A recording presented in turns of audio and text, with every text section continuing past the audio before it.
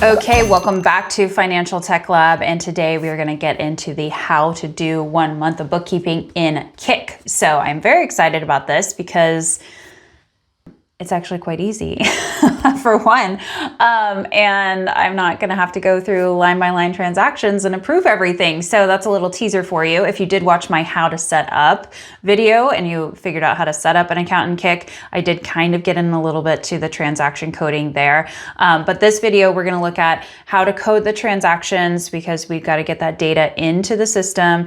And then which I'm trying to do this the same format as I've done in the other month of bookkeeping videos that we've done now, because we've done QuickBooks Online, Xero, Count, and now we're working in Kick. So I want these to be as apples to apples as possible. So we're going to look at coding transactions, we're going to talk about reconciliations, and then looking at reporting. So you can do that full month of bookkeeping in Kick. All right. So if you want to check out Kick at any point in time, you can go to financialtechlab.com/Kick to get a free trial there and try it out for yourself. All right. Well, let's go ahead and hop into Kick. Okay. So when you get into Kick, you are going to have kind of your dashboard. I'm here.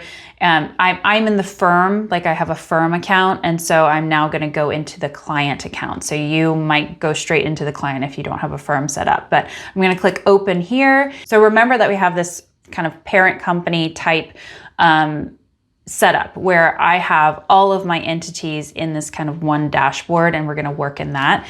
So what we're going to do today, though, is we're going to be looking specifically at the Clara test entity. And so all I need to do is go to transactions on the left, and then up here on the right, I want to make sure that I'm looking at just the Clara test entity. So I'm taking away the personal, although there's nothing in the personal, so it wouldn't matter. But I just have the Clara test entity right here. I don't want to do bookkeeping for both of them together, but there might be a use case that makes a lot of sense. If you have a client that has multiple rental LLCs, for example, it might just make sense to do it all at the same time like that. Like if you understand their business and that makes sense, go for it. Most of the time, I don't see that working like for my use cases, but I could see times that makes sense. So we're gonna just work in this one, and I'm gonna show you how to do the month of bookkeeping. So I can add a filter here. So we're just gonna do April of 2026.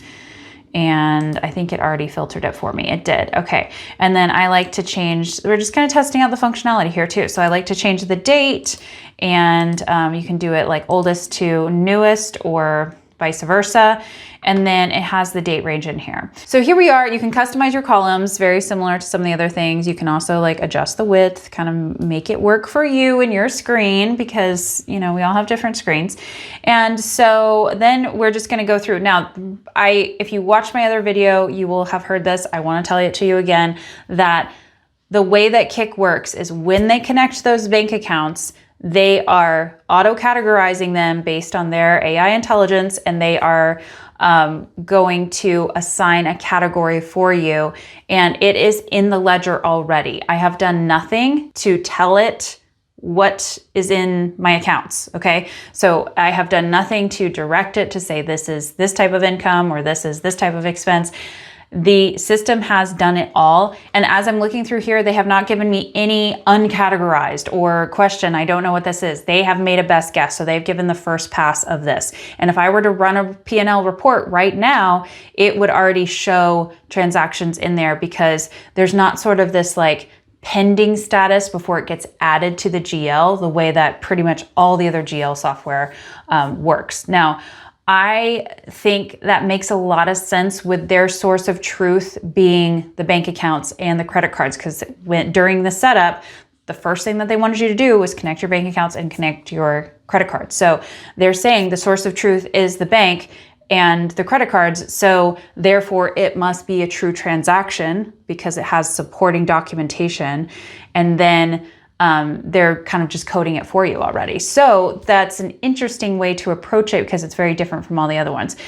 It's more of a modern way of approaching it, because pretty much all of our transactions we have electronic records for now. There's not a lot of people like going out and buying things in petty cash and needing to go and record it in their accounting system. Now, I believe that if we needed to add a transaction in here, I'm pretty sure we probably can, but I'm not going to do that right now because We don't need to. So what I need to do is I'm going to filter this. Let's filter this for just April of 2026.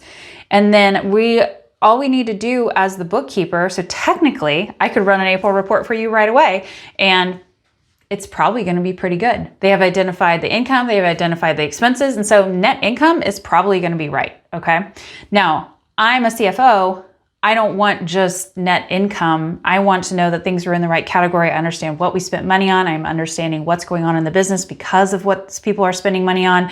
And I want to make sure that the breakdown of those individual transactions is good and that the, income line items are reported in the right place so we can understand if we're tracking a budget. Like, there's lots of reasons you want to have nitty-gritty detail on making sure that each transaction is in the right place, not just the sort of generic, is it income, is it expense, is net income right? Okay. So I'm going to get off my soapbox about that, but you're going to get a P&L in seconds once you connect to Kik. So this could be really easy. I could be like, okay, month of bookkeeping done, go reconcile and then call it good. But we still need to do a review. Okay. So I'm going to just walk through the review here. We're going to go kind of fast. I might skip over. We'll do about like 10 days or so.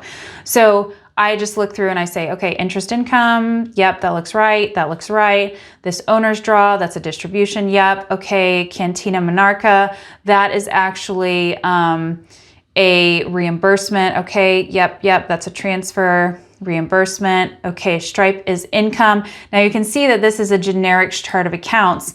I don't love that it's just income. Maybe I want to create a new account that says product income. And I want to create and assign that, okay?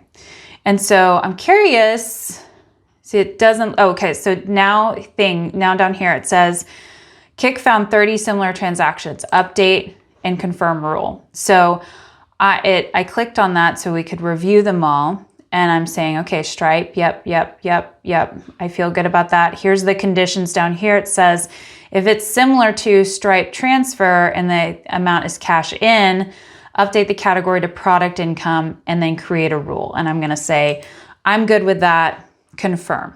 Okay. So this is where we're training the system now.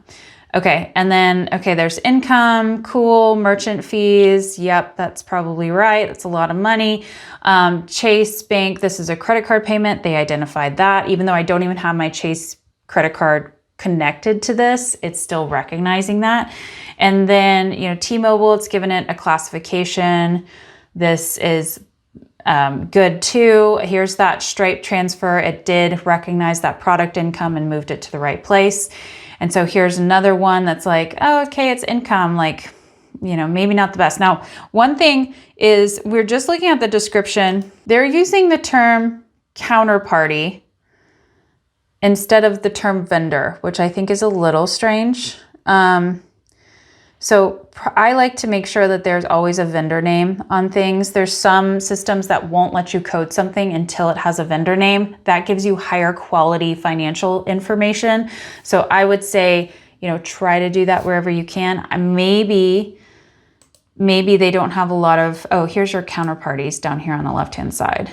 So these are already in the system, and that's interesting. So yes, it looks like you can set up new counterparties, which would be the vendors that we're talking about. Vendors or I know why they're doing that, because it's like customers and vendors is the counterparty. So the other side of the transaction is the counterparty. That's why they're calling it that. Okay. I answered my question. I'm good. Sometimes you just ramble until you figure it out. So we're continuing to review these transactions. I would put in here the counterparties. So maybe I want this to be Stripe. Now I probably could have put this in the rule that was created to have it. Yeah, see, there we go. Kik found 30 similar transactions. Do you want to update the rule? Yes, let's update the rule. Let's see if we can add an action. Assign counterparty to Stripe. So I'm surprised it didn't pop up for us already. It is now putting the counterparty in there. Okay. All right, and then here's these transfers. If you click on the link, it's gonna show you what it's linking to. Money going out and the money going in, it's gonna show that matching transaction, okay? So I really like that, that's great. And then there's a bunch of transfers that were happening around that time, so that makes sense. And, you know, really, I'm pretty impressed with the coding. Now, this is not a super customized chart of accounts. So if I had a really customized chart of accounts, then maybe the system would not know exactly which, you know, income line item to put a transaction into, because it might not know, you know, similar to like it saw Stripe as income, but it didn't know it was product income. We didn't have that account, but all in all, like this is looking pretty good for me. I'm pretty happy with how this is working. And then again, we're looking at all the transactions from all of the different accounts right now. And we could also filter that out. So if we only wanted to look at one of the accounts, we could, you know, filter that out as well. Okay, so we've done the bookkeeping for the month because we reviewed all these transactions and that was really fast. Now let's go to reconciliation. So you're going to go down into accounting and then you're going to go to reconciliation. And so the way that you do the reconciliation is you click reconcile over here on the left and then you can upload your bank statements. So you can upload bank statements here and you could upload 6 months of, or 6 months plus of bank statements, but you can't skip a month. So if you are going January to June, you can't have January and then June in there and like have it fill in the blank. Like you need your January, February, March, April, May, June in order to get all of those. Okay, so just FYI on that. So let's go ahead and pull a bank statement. All right, I'm pulling in another bank statement for a different account too, so we can take a look. And it's gonna take a minute to process. When I go back and I look at this other one, it's giving me a status of what it's working on right now. So that's kind of nice.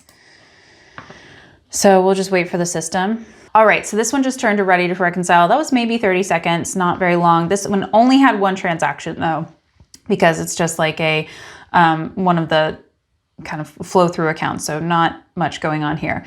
So we're gonna go ahead and click review. So the bank statement, when we look at this, is on the left, and then the transactions are over here on the side. And then you can kind of just do a quick visual here, and then we can do finish review. Okay, and then that was the review, and then this is the actual reconciliation. So this is going to give us a side-by-side transaction to what is in Kik, and then, or what is coming from the bank account on the left, and then what is in Kik on the right.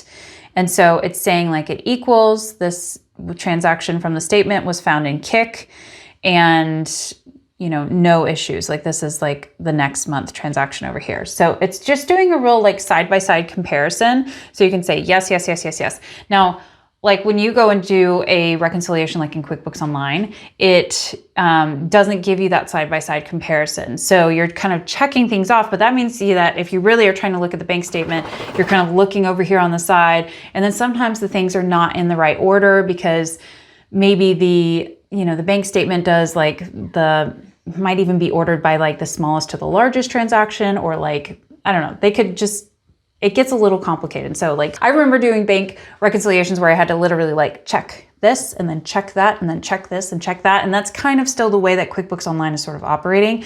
Although yes, it has like the more like auto reconcile like function now where it's like saying, hey, probably all these are reconciled. But this, I like that it's lining up the transactions to say like, this is from the bank statement.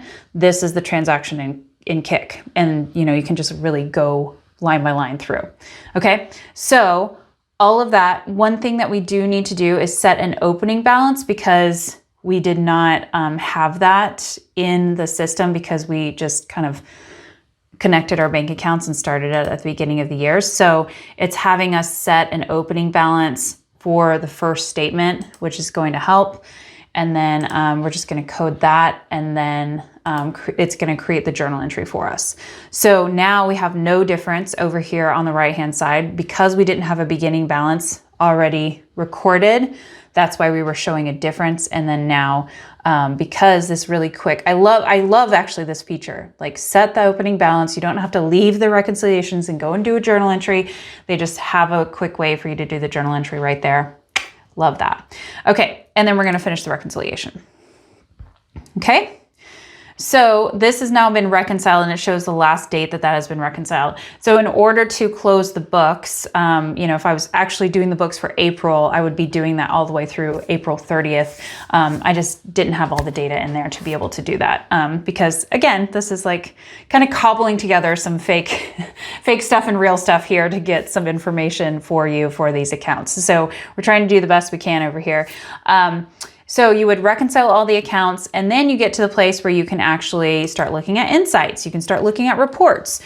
So if you can go over here to a quick P&L, and this is showing 2025. So we don't want to do that year. Let's do this year to date. So you can see the P&L is there, even though we only coded April.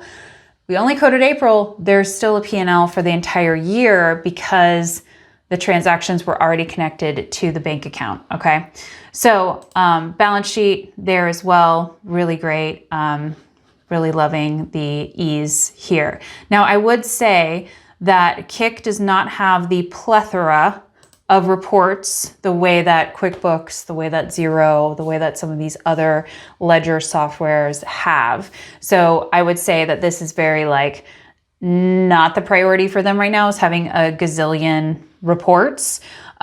So P&L, balance sheet, general ledger, trial balance, expenses by vendor, 2025 tax package, and then custom reports. That's almost nothing. But the really important things: P&L, balance sheet, GL. Now, because we have the ability to potentially connect your Kik account to Claude using their MCP connection, that is going to open up the reporting possibilities quite broadly. So if you are, an AI nerd, which we all probably need to be at this point, that is going to be a very good option. And there is read-write capabilities with that MCP. So I would love to test that out and start playing around with it a little bit more. I'm kind of new to that myself, so it'll be fun to play with that. So that's it. You can run your P&L, your balance sheet, your books are done. And did this video need to be as long as it was? Probably not, to do a month of bookkeeping in Kik. But once you get that up and running, you get your chart of accounts customized, and you get your kind of coding and your rules in place, it's going to be really fast.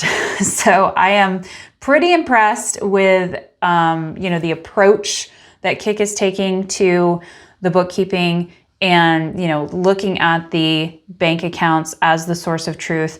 What would not work super well is if you're writing a ton of checks, you have a lot of moving parts outside of the system, or outside of your bank account, or outside of your credit cards, and you are doing a lot of transactions in cash or something like that. Maybe this might not be the right system for you, but truthfully, most businesses are just all running online anyway. So I kind of think that this is going to be a good solution for a lot of businesses and for business owners, and especially with that multi-entity approach, which can be really great. So hopefully this was really helpful. Go and try out Kik if you want to. You can go to financialtechlab.com/Kik and get a free trial to check it out. I mean, the setup takes seconds, and your year of bookkeeping, if you wanted to, doesn't take very long either. So you can go and just check it out, see if you like the functionality, and let me know how you get on. I'd love to know. So if you try it out, let me know what you think. And if you want me to explore the MCP connection and play around with Claude, let me know that too. Because otherwise I'm just gonna keep working my way through other GLs. So, all right. I will see you guys in the next video. Bye now.